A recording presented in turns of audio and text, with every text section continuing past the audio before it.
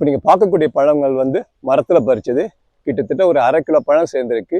கீழே வந்து நிறைய பழங்கள் காற்றுல அடித்து கீழே விழுந்திருக்கு. அந்த பழமும் வந்து ஒரு 1/2 கிலோ சேரும். ஆனால் இது வந்து எந்த விதமான மண் இதில் ஒட்டியிருக்காது. ஸோ அந்த கீழே விழுற பழத்தில் வந்து கண்டிப்பாக ஒரு சில மண் இருக்கும். நம்ம கழுவி சாப்பிடலாம். இந்த பழத்தை வந்து நம்ம வீட்டில் ஜாம் செய்து சாப்பிடலாம். வணக்கம். இன்னைக்கு வந்து நம்ம குக்கிங்கில் வந்து பார்க்க போகிறது ஒரு ஜாமு. அது என்ன ஜாம்னா, எங்களுடைய தோட்டத்தில் விளைஞ்ச நாவல் பழத்தில் இருந்து செய்ய போகிற ஜாமு. வாங்க இதில் என்னென்ன பொருள்லாம் தேவைன்னு பார்த்துட்டு நம்ம செய்வோம். தோட்டத்தில் விளைஞ்ச நாவல் பழம், இது வந்து நாட்டு வெரைட்டியை சேர்ந்தது. சின்ன சின்ன பழமாக இருக்கும். இதை வந்து நான் நல்லா கழுவி எடுத்து வச்சுருக்கிறேன். 1 கப்பு வெல்லைத்தூள், லெமன் ஜூஸ், சுக்குப்பொடி 1/2 ஸ்பூன், தேவைப்பட்ட ஏலப்பொடி, 6 பேச்சம்பழம். இவ்வளோதான் இதுக்கு தேவையான பொருட்கள். இப்போ எப்படி செய்யலான்றதை பார்க்கலாம் வாங்க.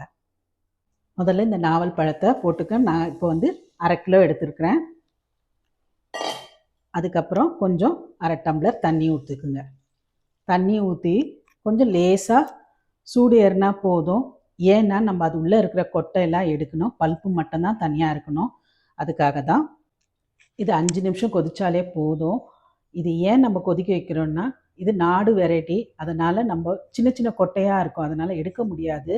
ஹைப்ரிடாக இருந்தால் நீங்கள் கட் பண்ணி அந்த பழத்தை மட்டும் தனியாக எடுத்துடலாம். இதில் முடியாது. அதனால் இப்படி லேசாக வெந்நீரில் கொஞ்சம் 5 நிமிஷம் வதக்கிட்டு அதுக்கப்புறம் ஆற வச்சு எடுத்திங்கன்னா உங்களுக்கு ஈஸியாக அந்த பல்ப்பு தனியாக கொட்டை தனியாக நமக்கு வந்துடும். இப்போ மேஷ் பண்ணாலே உங்களுக்கு தெரியும், அப்படியே ஈஸியாக வந்துடும். இந்த ஸ்டேஜ் நமக்கு போதும். நம்ம கையிலேயே இனி மசிச்சிடலாம். இப்போ பாருங்கள், மேஷ் பண்ணோன்னா இப்படி இருக்குது. நம்ம விதைகள்லாம் தனியாக எடுத்துடணும். கொஞ்சம் சூடு ஆறணுன்னு எடுத்துருங்க.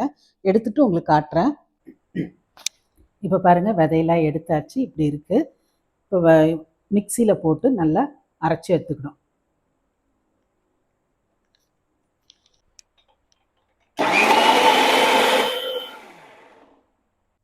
இப்போ பாருங்கள், நல்லா அரைச்சாச்சு. சொல்ல மறந்துட்டேன், டேட்ஸையும் இதிலே போட்டு நல்லா அரைச்சி வச்சுக்கோங்க. இப்போ வானொலியில் அரைச்ச விழுதியும் வெல்லத்தையும் போட்டு கிளறி விடுங்க.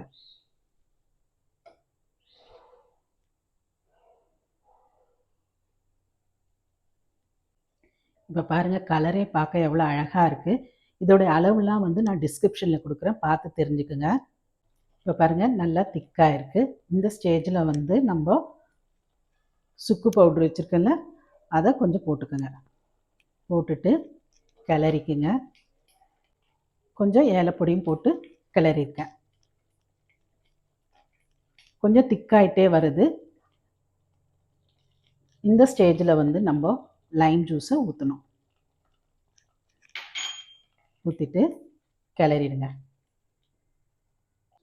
இப்போ பாருங்கள், நல்லா கட்டியாயிடுச்சு. இந்த ஸ்டேஜில் வந்து நம்ம ஆஃப் பண்ணிடலாம். ஆறுனதுக்கப்புறம் இன்னும் கொஞ்சம் கட்டியாயிடும். இப்போ பாருங்கள், நல்லா ஆறிடுச்சு, கட்டியாகவும் ஆயிடுச்சு. என்னடா இது சட்டி கலரும் இந்த ஜாம் கலரும் ஒரே மாதிரி இருக்குதுன்னு நினைக்காதீங்க. இது வந்து மண் சட்டியில் நான் வந்து கிளறியிருக்கேன்.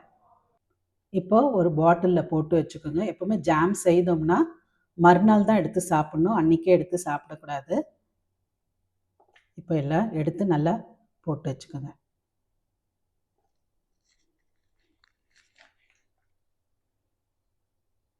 இந்த ஜாமில் வந்து நம்ம கலரு ப்ரிசர்வேட்டிவ் எதுவுமே ஆட் பண்ணல. நல்ல ஹெல்த்தியான ஜாம். உங்களுக்கே எல்லாருக்குமே தெரியும் நாவல் பழத்தில் எவ்வளோ ஹெல்த்தி இருக்குன்னு.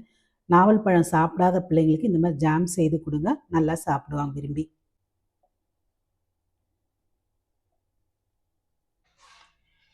இப்போ ஜாமை பாருங்கள் எவ்வளோ எப்படி இருக்குன்னு. நல்லா கெட்டியாயிடுச்சு. இந்த கலரே பாருங்கள் எவ்வளோ அழகாக இருக்குன்னு. இப்போ இதை வந்து நம்ம ப்ரெட்டில் தடவி சாப்பிட்லாம்.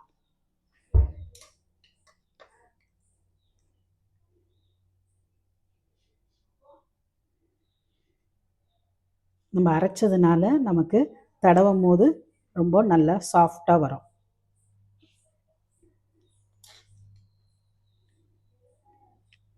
கடையில் வாங்குறது ஆர்டிஃபிஷியலாக நிறைய கெமிக்கல்ஸ்லாம் யூஸ் பண்ணுவாங்க. இது நம்ம வந்து தோட்டத்திலே பறித்த பழம். அப்புறம் வீட்டில் செய்கிறதுனால நமக்கு எந்த கெடுதலும் இல்லை. நம்ம பிள்ளைங்களுக்கெல்லாம் கொடுக்கலாம். ப்ளூபெரியில் எவ்வளோ சத்து இருக்குதோ அதே போல் இந்தியன் பெரிலையும் நிறைய சத்து இருக்குது. ஸோ நீங்களும் ஒரு வாட்டி ட்ரை பண்ணி பார்த்துட்டு எனக்கு சொல்லுங்கள் உங்கள் கமெண்ட்ஸை.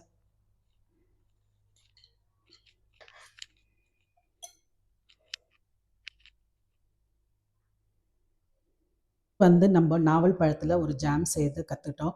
இந்த நாவல் பழம் தோற்கறனால சின்ன பிள்ளைங்க விரும்பி சாப்பிட மாட்டாங்க. ஸோ அவங்களுக்கு இதில் ஜாமு இல்லை இடியாப்பம் புட்டு எல்லாம் செய்திங்கன்னா நல்லாயிருக்கும். இடியாப்பம் புட்டில் நீங்கள் அந்த சாறை மட்டும் எடுத்து பயன்படுத்தினீங்கன்னா அந்த துவர்ப்பு சத்து தெரியாது, நல்லாவும் இருக்கும். மீண்டும் சந்திப்போம். ஆதவன் ஃபார்ம் சார்பாக.